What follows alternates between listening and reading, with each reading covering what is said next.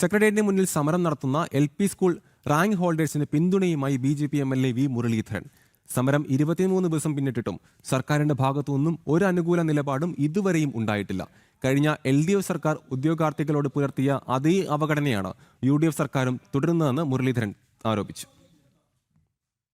കഴിഞ്ഞ സർക്കാരിന്റെ കാലത്ത് അന്ന് ഞങ്ങളും ഇപ്പോൾ ഭരണത്തിലിരിക്കുന്ന കോൺഗ്രസ് മുന്നണിയും അന്ന് ഞങ്ങളൊക്കെ ആവശ്യപ്പെട്ടിരുന്നത് ആശാസമരത്തിൽ സമരം ചെയ്യുന്ന ആളുകളെ മിനിമം വിളിച്ച് ചർച്ച ചെയ്യുമെങ്കിലും ചെയ്യണം. PSC പരീക്ഷ എഴുതി റാങ്ക് ലിസ്റ്റിൽ പേര് വന്ന് നിയമിക്കപ്പെടാതെ സമരം ചെയ്യുന്ന ആളുകളെ വിളിച്ച് ചർച്ച ചെയ്യണം. സമരം ചെയ്യുന്നവരെ വിളിച്ച് ചർച്ച ചെയ്യുക എന്നുള്ളത് കേരളത്തിൻ്റെ ജനാധിപത്യ പാരമ്പര്യമാണ്. പക്ഷേ ഇവിടെ 23 ദിവസമായിട്ട് ഇവരെ വിളിച്ച് ചർച്ച ചെയ്തിട്ടില്ല എന്ന് മാത്രമല്ല, ഇവരങ്ങോട്ട് ചെന്ന് ചർച്ചയ്ക്ക് വേണ്ടിയിട്ട് ചെല്ലുമ്പോഴും അവരെ അവഹേളിക്കുന്ന സമീപനം, ആ സമീപനമാണ് മന്ത്രിയുടെ ഓഫീസിൽ നിന്നുണ്ടാകുന്നത് എന്നാണ്